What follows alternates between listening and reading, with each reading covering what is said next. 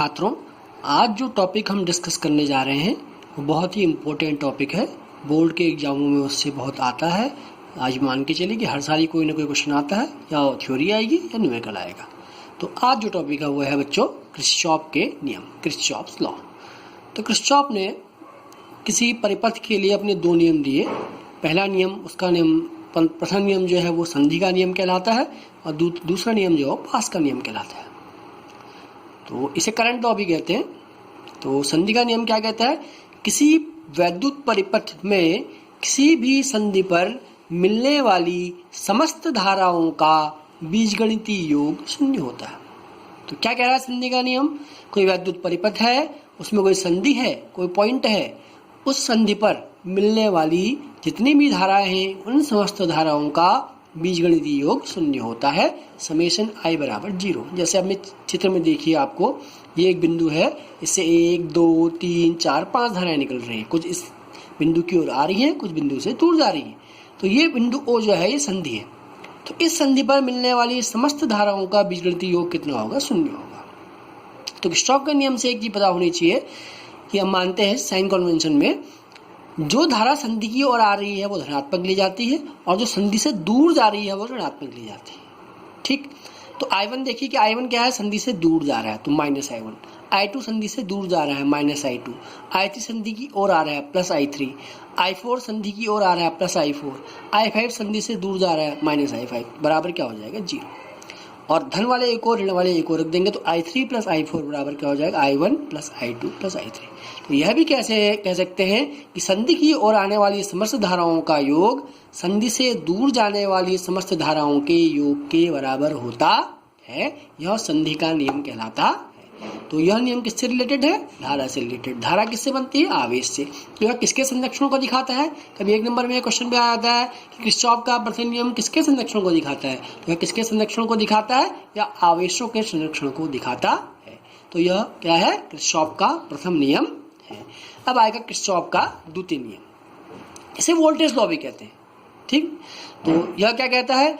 किसी परिपथ में प्रत्येक बंद पास के विभिन्न खंडों में बहने वाली धारा तथा संगत प्रतिरोधों के गुणनफलों का बीजगणितीय योग उस पास में लगे विद्युत वाहक बलों के बीजगणितीय योग के बराबर होता है।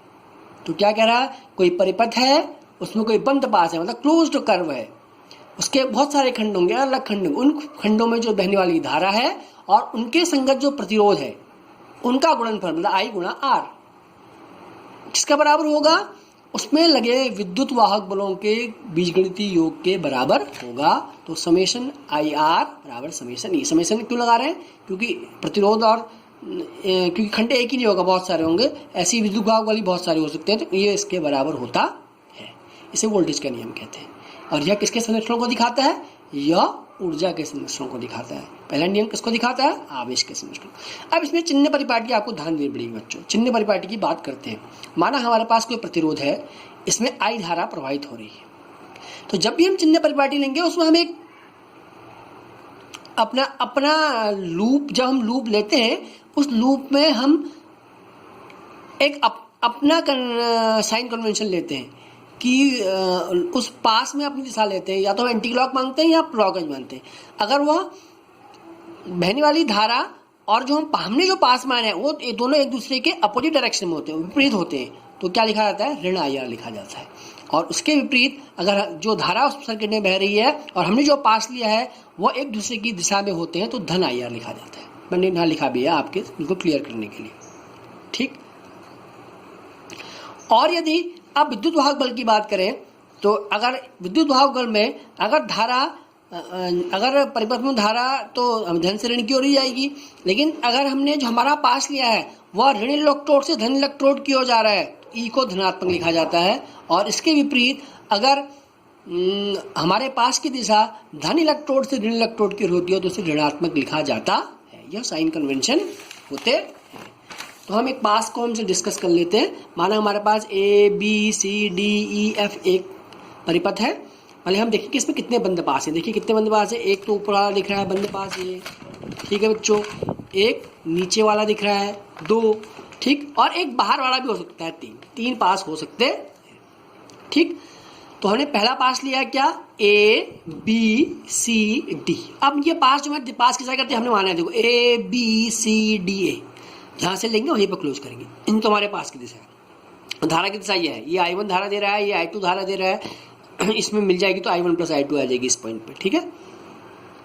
तो एक पास जो हम लेना है जिसको ऐसे हम A B C D A लिख रहे हैं तो हमने ऐसा बनाया है, देखो एंटी क्लॉकवाइज। और अगर हम ए डी सी बी ए लिखते तो हम क्लॉकवाइज बनाते, तो हम जैसा लेना चाहे वो हमारे ऊपर है। तो बंद पास A B C D A में। अब देखो यहां से शुरू करते हैं,